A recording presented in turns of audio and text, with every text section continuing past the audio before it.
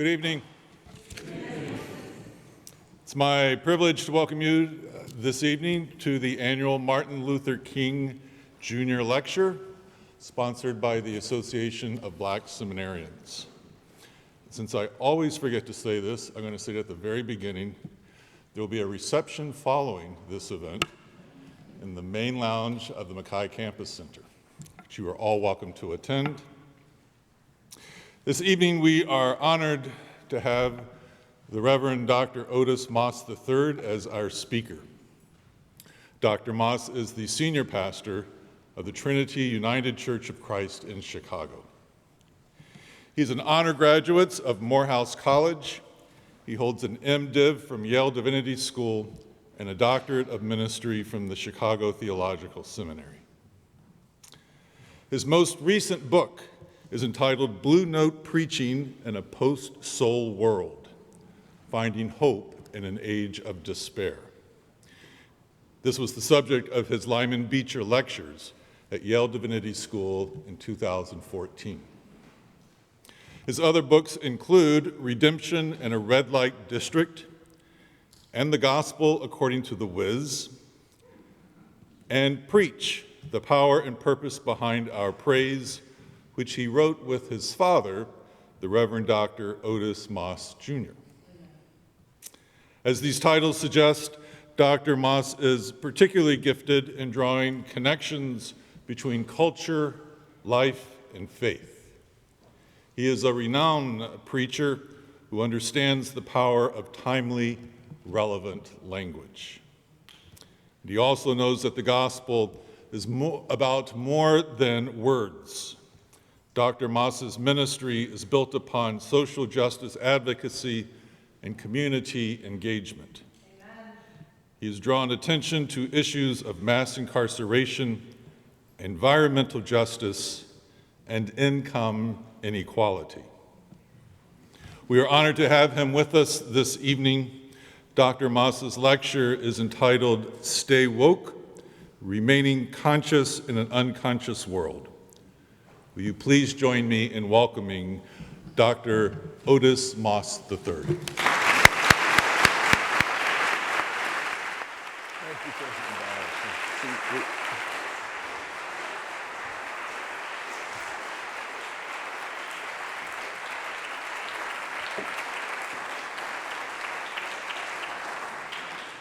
It is my privilege and my honor to have this opportunity to be on this campus. And President Barnes, I thank you so very much for the invitation, for the kindness and the hospitality.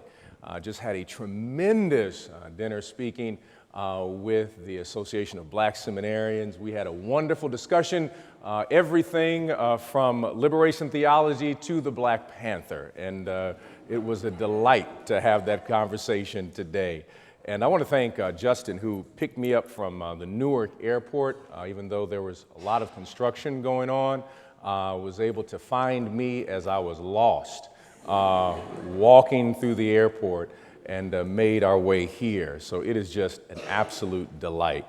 And I cannot tell you how excited I have been to have this opportunity. We were originally supposed to be here last year, and the snow said no. And just so glad to be here and to get a break from Chicago. The weather in Chicago is not as beautiful right now as it is here in New Jersey. We had 1.5 feet of snow that just dropped on us a few days ago, but it is good to see the ground again. So it is just a delight. And so I want to thank you for all of this, the student body here and the faculty and the staff here at Princeton Theological Seminary. As was stated, what I would like to do for the few moments that we have together is to talk about this idea, this theme of stay woke, remaining conscious in an unconscious world.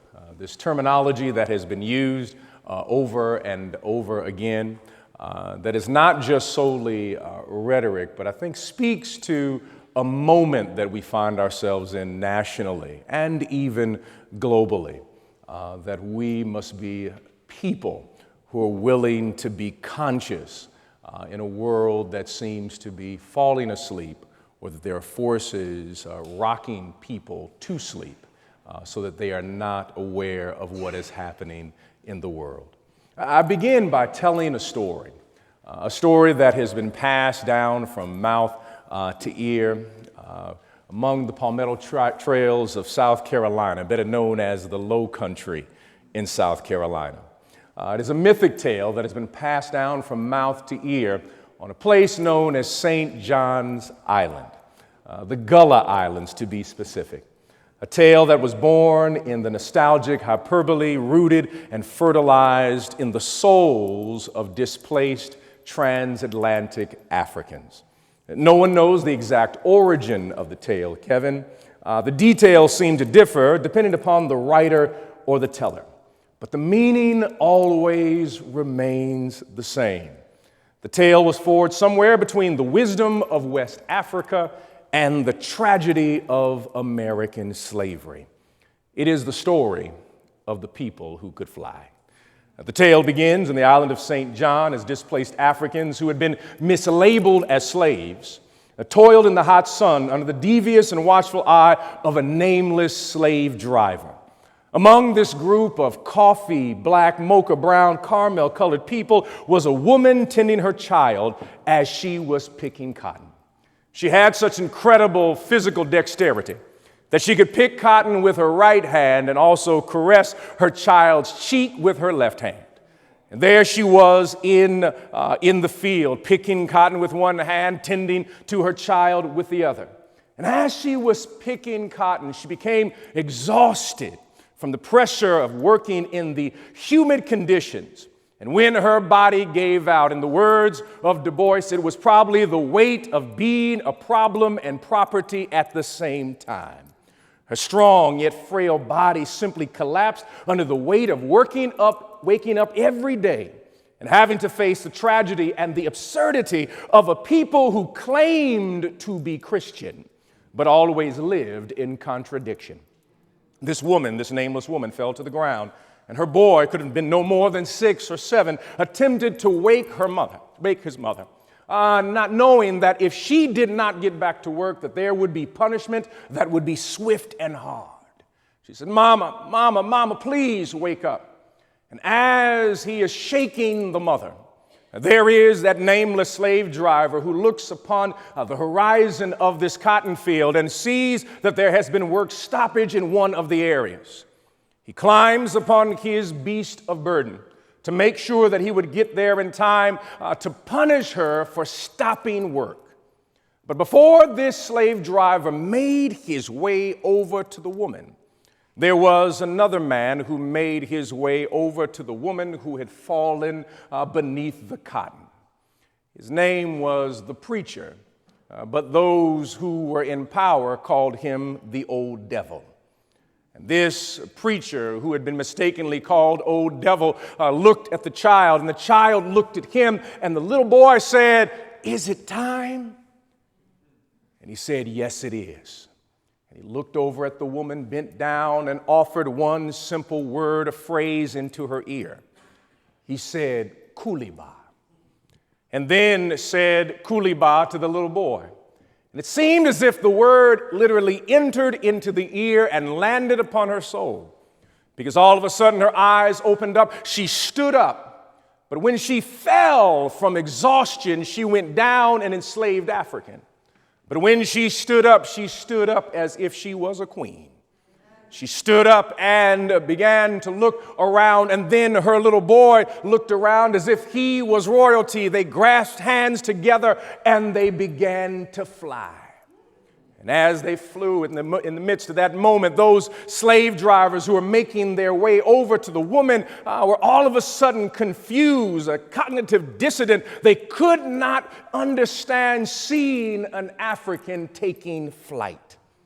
And at that moment, while there was confusion among the slave drivers, the preacher went to each and every one of the enslaved Africans and kept saying the same word over and over again, "Kuliba, kuliba, kuliba, kuliba." And then one by one, each African started taking flight. Can you imagine the sight? The dehumanized flying, 3/5 of a person flying. The disenfranchised flying, the disempowered flying, the dismembered flying, all of them taking flight, leaving their oppression, going to a place that we do not even know. And as the slave drivers made their way over, there was only one African left. He was the preacher they called Old Devil. They grabbed him and they shook him and then beat him and said, "We need you to call them back." He said, "I can't." They said, "Why not?" He said, "Once the word is in them, it will never leave them." So they beat him within an inch of his life, but he just simply smiled and said that there's a word in them now. They will never operate off the labels that you have given them. They will fly back to places that you cannot even imagine. And this word Kuliba, born in West Africa, just means God in you and God with you, a story that has been passed down from mouth to ear, from generation to generation. And if we want to see this world, this generation, if we desire to see people take flight, the task of the preacher is to wrestle with a Kuliba word. The task of the preacher is to wrestle with these moments. And in this moment where there seems to be such unconsciousness in America, what is the task of the preacher who is occupying a space in theological and cultural cathedrals called the church? The task, I submit to you, is to awaken the spiritual consciousness and disturb the sleep of catatonic ecclesiastical councils. In other words, to insert with the cultural terminology, we must be able to allow people to stay woke. This is not a simple phrase I give to you, a rhetoric rooted in the broad brush critique. No, this is the essence of the cultural theology of people of African descent who've attempted to awaken the very democracy of a nation claiming liberty but still living a lie. James Baldwin said it this way: Thomas Paine saying, "Give me liberty or give me death," is beautiful until the ears of America hear it pronounced from someone kissed by nature's son. This challenge our nation faces is not new, but a refusal to come to grips with one of our most dangerous and destructive legacies. James Madison says America's original sin is the idea of race. And Thomas Jefferson claimed, even in his melanin-phobic contradiction of disregard of people of color and his deep physical desire for the same people, even said, "I tremble for my country when I reflect that God is just and we know the contradiction we live." What does the religious narrative of people of African descent have to say to us in this day and age?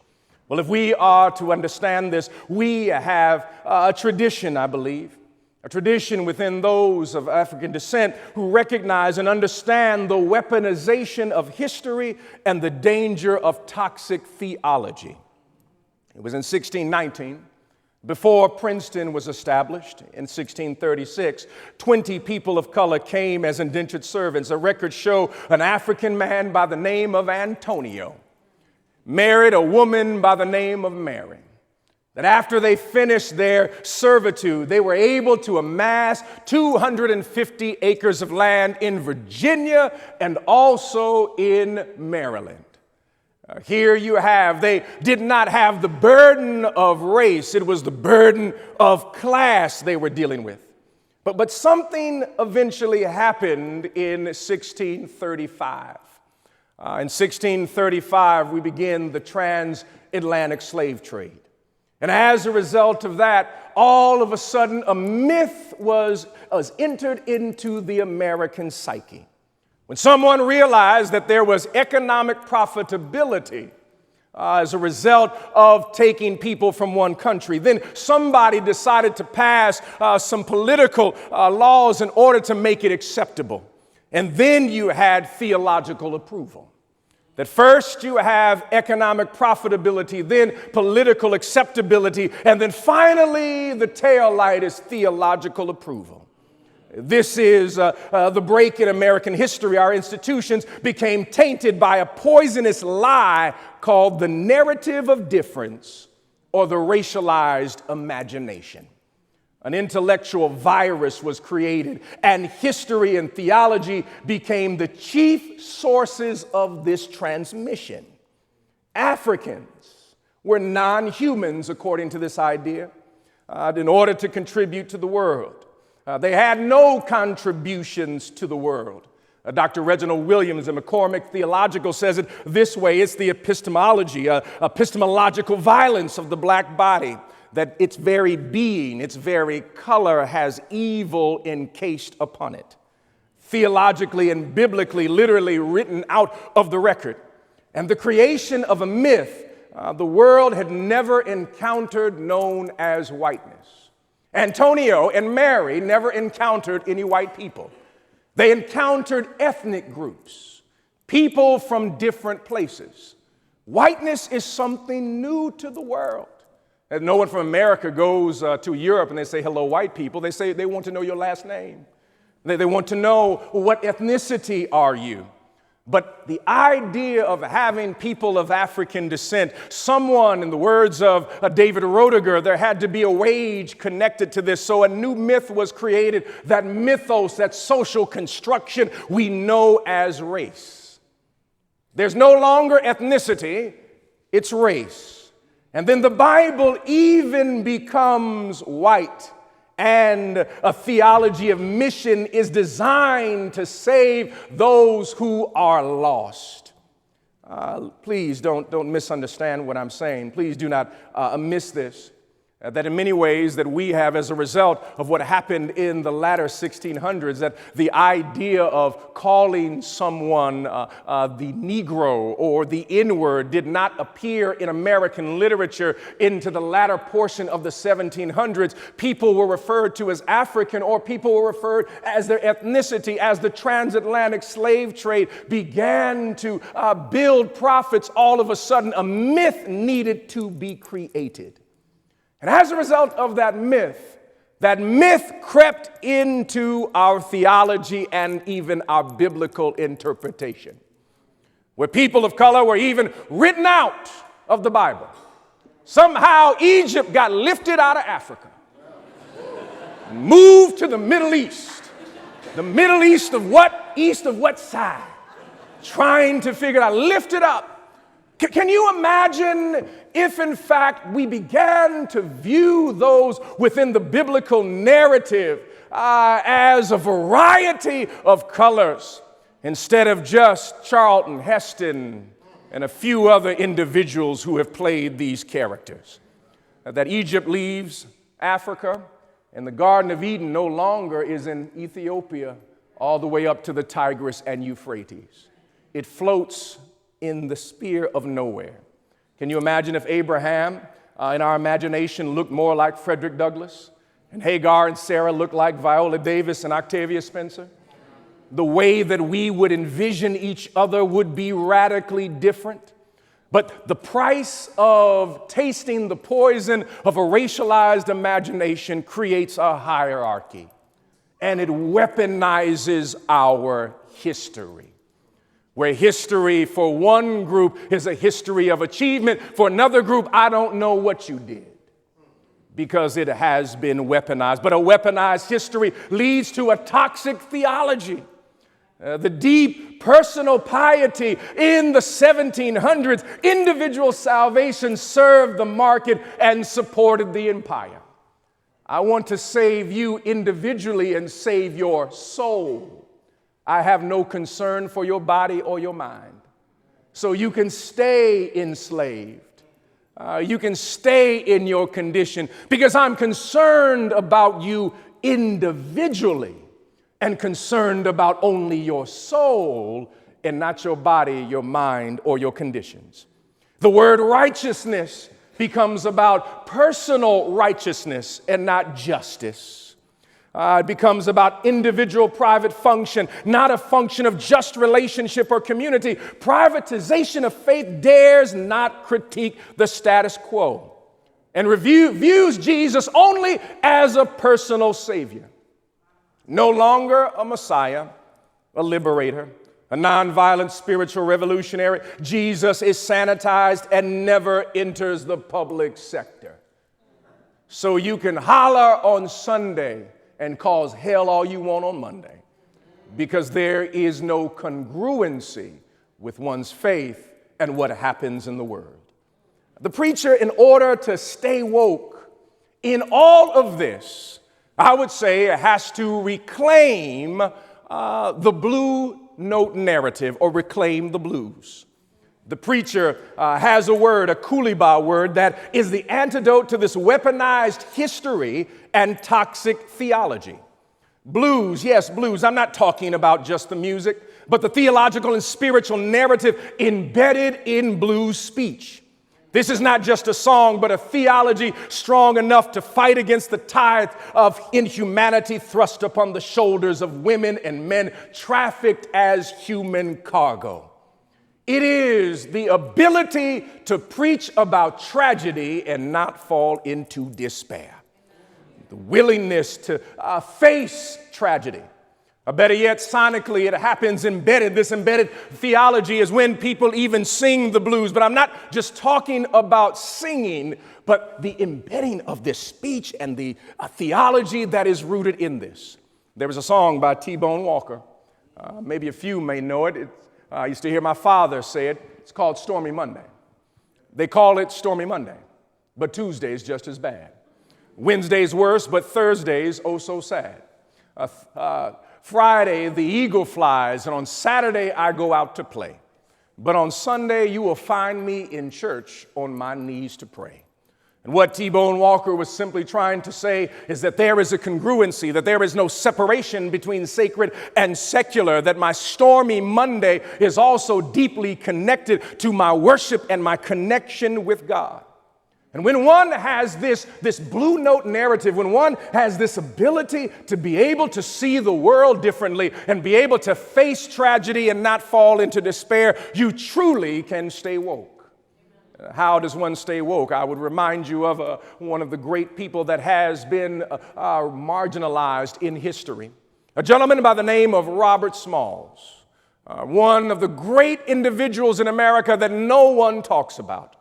Robert Smalls and his wife Hannah, his daughter Elizabeth, his infant son Robert Jr., and stepdaughter Clara, along with 11 other enslaved African men and women, decided to do the impossible in 1862.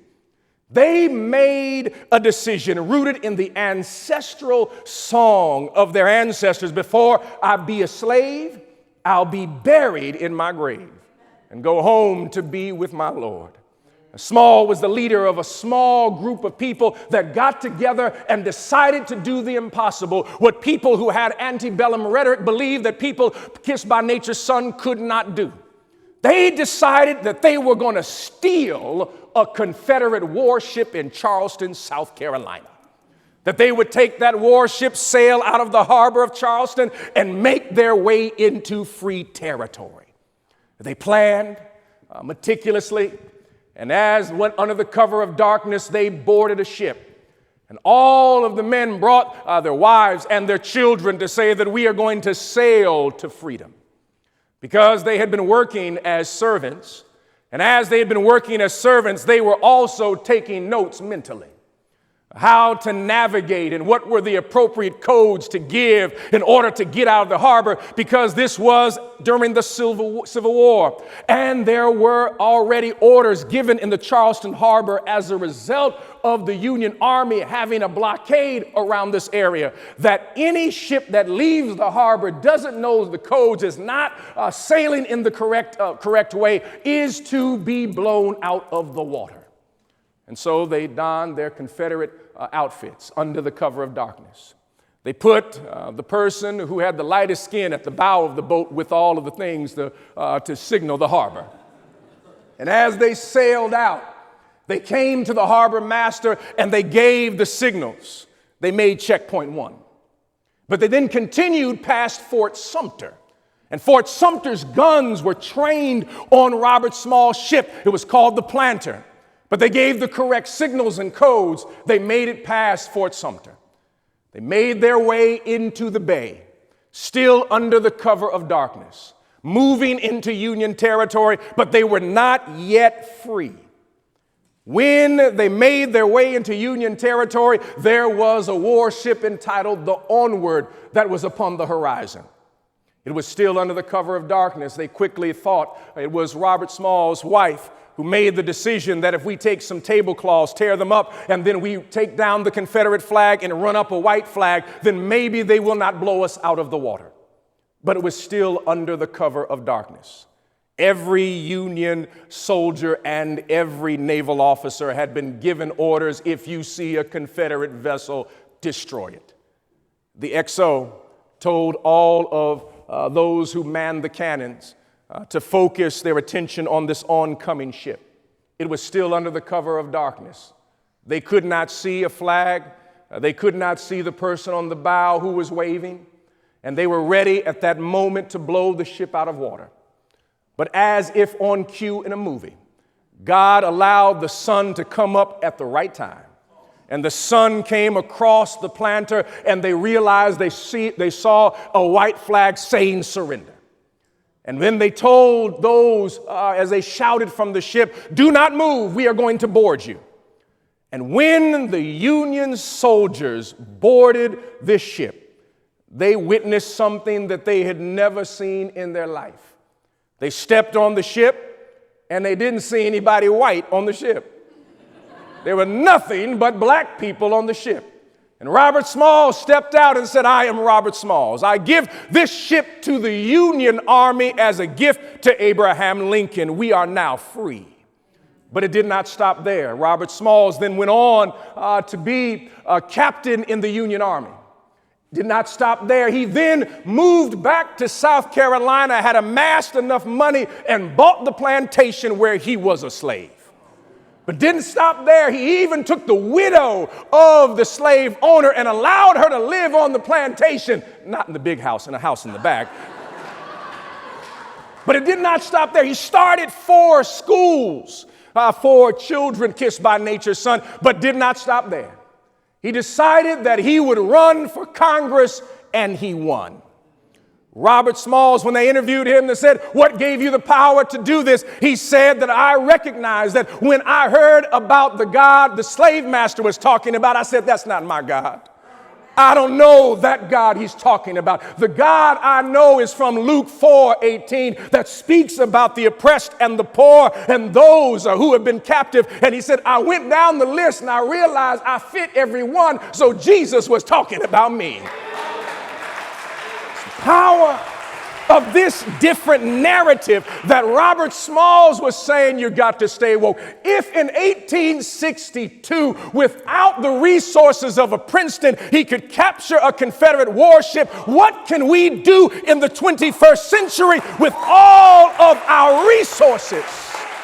If we are willing to stay woke, that we understand that there is an antidote when we choose to claim and to reclaim the blue note of not only preaching, but being willing to face the blues in this world, to look at the historical blues of race and look at the biblical blues that we have witnessed throughout the Bible, and the refusal of so many preachers to face the biblical blues. It's amazing to me that we love to, in many ways, sanitize all of the biblical characters. Lift them up and just say, "Aren't they so saintly?" I said, when are we going to face the blues so that people can reclaim the blues and be able to face them in a powerful way? Because here is the thing. Blues is the basis of gospel music.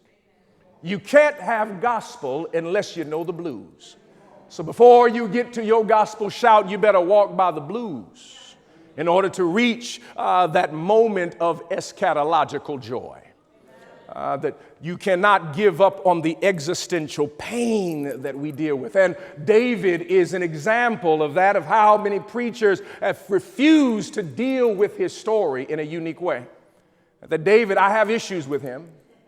I really have issues with David. I preach on David every year, but I preach not David. I preach about his children, and one child in particular by the name of Tamar. That nobody wants to deal with Tamar, and we want to frame her as a victim, or we simply want to just completely disregard this text completely. But I have great love for Tamar because Tamar attends my church. Tamar has experienced that kind of pain, but we always want to frame it within the male-centered piece. But you must understand the womanist ethic written within Tamar of what Tamar does so powerfully, that when David is silent about her violation, and when her own brother Absalom says, be quiet about the violation, what does she do? She says, I'll reclaim my voice. I'll put on sackcloth and ashes. In other words, I will tell everybody me too in this community.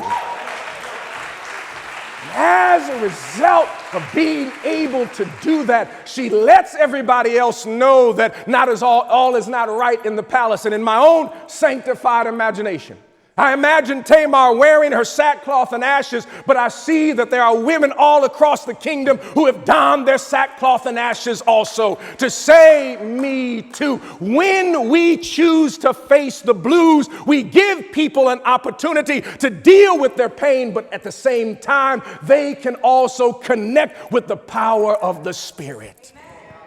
But we must be willing to face the historical blues. We must be willing to face the biblical blues. We must be willing to face the theological blues. Everybody, especially in certain traditions, they love Sunday, especially within the African American tradition. People will get you on Sunday. They'll talk about he died on Friday, but early on Sunday morning. They love to go there. I have no problem with someone going there. I go there very often. But the thing is that there has been a removal of Calvary from the conversation. That there has been a removal from the pain. There's been a removal of the blues because we want to get to resurrection. And the problem with resurrection, when you only focus on resurrection, it tips you into an individualized and prosperity type of theology. Because when your theology has no blues, it's not possible for you to sing gospel. Let me explain it, because it is Thomas Dorsey who is the father of gospel music. But before he penned the gospel songs, they called him Georgia Tom. He was a blues musician down in Georgia, playing blues music. And then he connected with a woman from New Orleans who made her way up to Chicago by the name of Mahalia Jackson. And the day that Thomas Dorsey lost his wife and his child in a tragic accident, it was that moment at midnight in his blues where he took pen and dipped and wrote on paper a song called Precious Lord, Take My Hand. And it was Mahalia Jackson who lifted that song up powerfully. But one must understand this idea of blues, that you cannot have gospel unless you are connected to the blues. And there is a refusal in American ecclesiastical circles to talk about the blues. People want to be happy. We want our best life right now. We want to deal with what's so good and makes us feel good. But if we are to alter where we are going as a nation, we must be willing to face these things.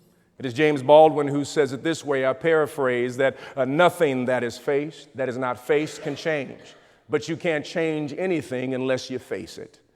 And this is the call of this blue narrative that we are called to, these historical blues, the theological blues, but also these theological and biblical blues. And the question becomes, well, okay, I've got all of these blues. I got the blues. How do we have good news? You've got to merge the two, merging the blues and the gospel. Let me see if I can explain it. You see, if we are to stay woke, we not only must reclaim the blues, but we also must reclaim a jazz ethic. I said a jazz ethic, what do you mean? You must understand that you can't play jazz unless you know the blues. As a matter of fact, it is the root of jazz. As a matter of fact, you can't have gospel without the blues. And as a matter of fact, you can't have R&B unless you got some rhythm and some blues. You can't have hip hop because the grandmother of hip hop is the blues. And when we have that blues-centric piece and we have a jazz narrative, something new comes about in the world. What is this jazz narrative? What does it mean? Well, let me break it down so you understand what I'm trying to say.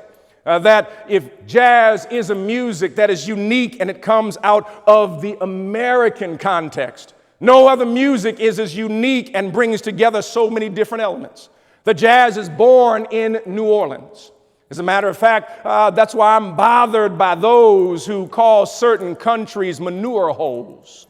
Because I come from Chicago, if I may stop parenthetically, it was founded by a person by the name of Jean Dusable, who was a Haitian immigrant. But you must understand that those who immigrated to Haiti, those who immigrated to New Orleans, it is because of Haiti that we have New Orleans. If it had not been for Toussaint Louverture defeating a person by the name of Napoleon, and as a result, France was now in $40 million debt. In order to get that debt off the record, they had to sell a piece of property known as the Louisiana property, which became the Louisiana Purchase. As a result of the Louisiana Purchase, we ended up with something better known as New Orleans. When the Haitians began to migrate into New Orleans, they worked with Native American, those who spoke Spanish and German and French, and were able to create new sounds that we call today as jazz. So in other words, if there was no Haiti, there would be no Louisiana. If there was no Louisiana, there would be no New Orleans. If there was no New Orleans, there would be no jazz. If there was no jazz,